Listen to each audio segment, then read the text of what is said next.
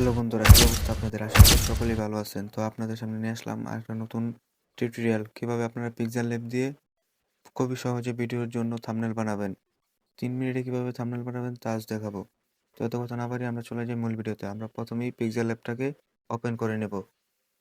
Open হয়ে গেলে আমরা থ্রি ডটে ক্লিক করে আমরা থাম্বনেলের জন্য আমরা ইয়ারা সিলেক্ট করে দিব এই জায়গা থেকে। ইউটিউব লেখা এটা আমরা সিলেক্ট করে দিলাম। তো আমরা এখান থেকে নিচে ক্লিক করে আমরা একটা কালার দিয়ে দিব, আমাদের থাম্বনেলের জন্য একটা কালার দিয়ে দিব। আমরা কালার দেওয়া হয়ে গেলে আমরা প্লাস আইকনে ক্লিক করে চলে যাব আমাদের গ্যালারিতে। গ্যালারি থেকে আমরা একটা আমাদের পিক দিব, থাম্বনেলের জন্য আমরা একটা পিক দিব। আমাদের যে পিকটা আমাদের থাম্বনেলের ভিডিওর জন্য, সেই পিকটা আমরা দিব।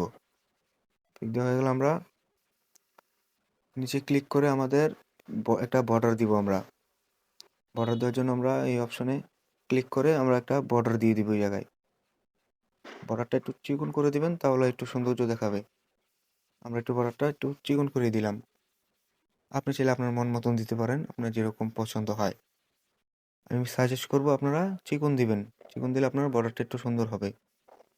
বর্ডার দেওয়া হয়ে গেলে আমরা এটা আমাদের ফটোটাকে লক করে আমরা আবার চলে যাব গ্যালারিতে।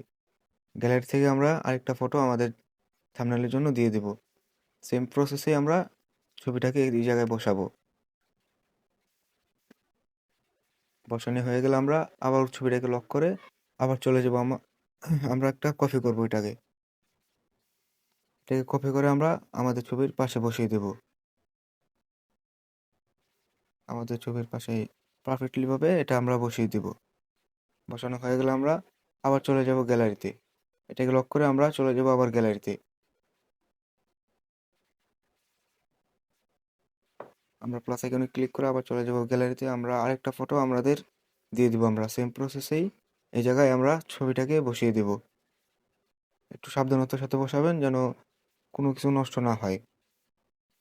হয়ে গেলে আমরা এখানে আমরা থাম্বনেলের জন্য আমরা কিছু একটা লিখতে হবে। আমাদের থাম্বনেলটা কি লিখবো আমরা, সেটা কি ভিডিও ওই অনুযায়ী আমরা থাম্বনেল এই জায়গায় লিখবো। আমারটা অবশ্য আমি কপি করে লিখে দিয়েছি। আপনাদের যে ভিডিও, ওই ভিডিও অনুযায়ী আপনারা থাম্বনেলে লিখবেন, লিখে দিবেন। তো আমাদের লেখা হয়ে গেলে আমরা এটাকে একটু কালার রেডিং করবো। আমরা আপনাদের ইচ্ছা মতন আপনারা যেরকম কালার পছন্দ যার, সেরকম কালার দিয়ে দিবেন এই জায়গায়।